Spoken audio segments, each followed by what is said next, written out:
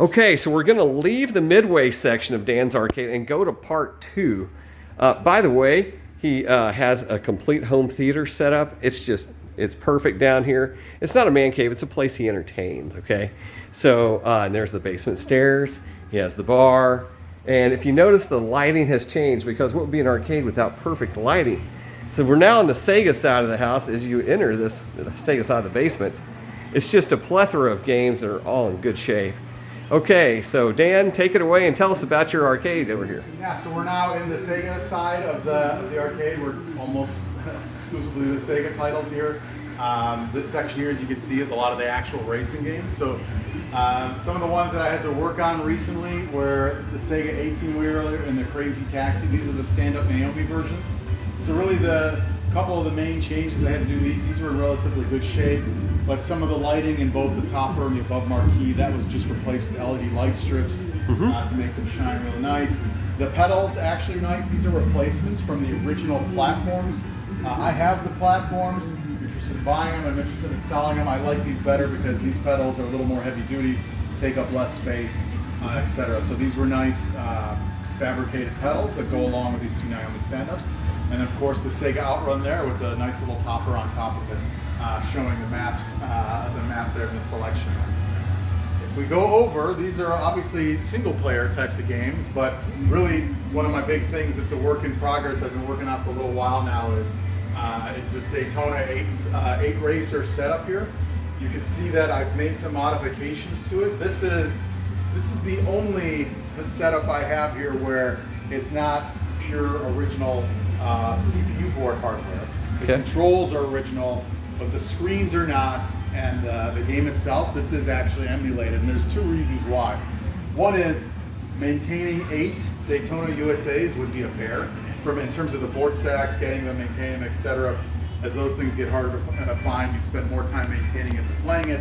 And I have a future idea here, being able to utilize the widescreen with PCs to actually do a whole bunch of different race games. So not only just Daytona USA, but Sega Rally, Need for Speed, Flat Out, if you're in those series, Demolition Derby. There's a whole bunch, Mario Kart. There's a whole bunch of different race games that are available that are multiplayer, that if you're using a PC platform like this, you get a lot more of enjoyment out of. So looking forward to that. What's neat about the boards that I'm using in these is, for Daytona, you can see that it still interfaces to the control. So although this is PC emulated, the Model 2 Nebula emulator supports plugins, so they can still interface to the original lights on the dashboards. Those are all functioning appropriately, as well as the force feedback mechanism in the dash itself. This still has the original force feedback motors in it, as well as the transformer that came with the arcade version. And the emulator actually communicates with those to send as close to accurate input as it can, so that you get as close to an arcade experience you can get without having to deal with the entire Daytona USA Model 2 board stack. So like I said, times that by 8. These 4 are operating here. These next 4 are very close.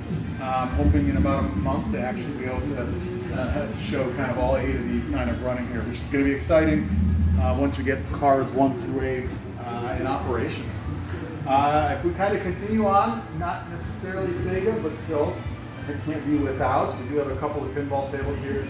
I'm a big Star Trek fan. This Star Trek Next Generation table was one that I grew up playing, so when one became available nearby, I had to make sure to get it. This is I think was the 93 Williams wide body table here. So this was my first, and I thought only pinball table until this Jaws table by Stern came out earlier last year, which is a fantastic table. I know Ted's a big fan of it as well.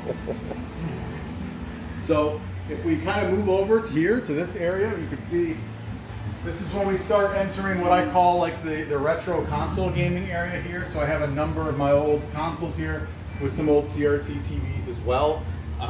We'll showcase a number of big box titles that I have as well, not only for console but for PC. I have a composite switch here, so I could show one or multiple sources spread across these 4 TVs. It's not really doing anything except it has a cool aesthetic to it, but once again, my whole theme about multiplayer games, I like having at least 2 of everything, because for games that support system link or multiplayers, what's better than 2 people or more sitting next to each other playing a game together? If you want to play on the original CRT experience, this is the corner to be at. But I also, sometimes if you have large gatherings, you want to play a game around your modern big screen TV.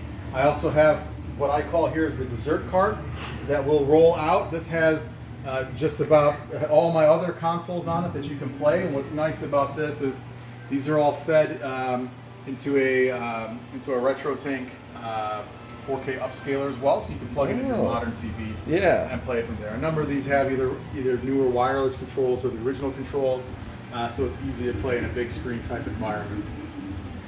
Yeah, the dessert cart sure is a nice accent to the gamer that's unique. I don't know of anybody else that has a dessert cart. Yeah, this is makes it wife friendly if it's something you can roll in a way when not in use, so that you can kind of do that. Right, This, awesome. This other section that's a kind of work in progress here, I've created a space for if they ever show up where my Nova Blast cabinets will go.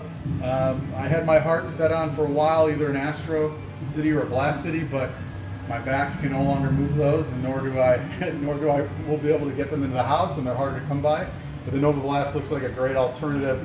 You can see I have my my original Sega panels that I'd love to be able to drop in there and play through my Naomi other equipment that we have there.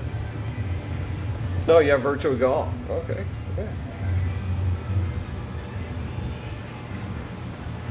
Yeah, and then the last item that we have here in the Sega wing is my horseshoe, my 4-player Sega Derby Owners Club horseshoe. We just showcased some software that I put together for this to allow you to play digitized horse cards on there, so you don't have to worry about your card readers going bad on you anymore. I'm currently working on this one. I'm expanding it from a 4-seater to an 8-seater because once again, the only thing better than 4 people racing is 8 people racing. So looking forward to kind of getting this project wrapped up as well. Very good. This is quite the collection. This is Ted signing off from Dan's basement. He has an incredible collection. Thanks for joining us, and if you want to, click on the like button and subscribe. Have a great day.